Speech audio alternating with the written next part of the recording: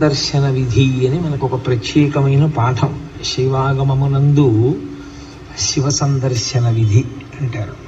ఇది శివ లింగ అని రెండు స్వరూపములు.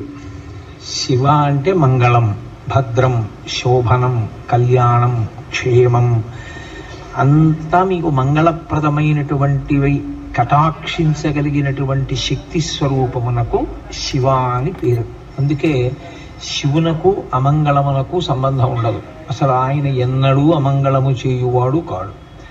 ఎప్పుడూ మంగళం చేసేవాడెవరో, ఎప్పుడూ భద్రాన్ని చేకూర్చేవాడెవరో, ఎవరి అనుగ్రహం చేత శుభ పరంపర మనకి కలుగుతుందో అటువంటి మహానుభావుణ్ణి శివ అని సంకేతిస్తాం. శివునకు ఒక రూపము కాదు.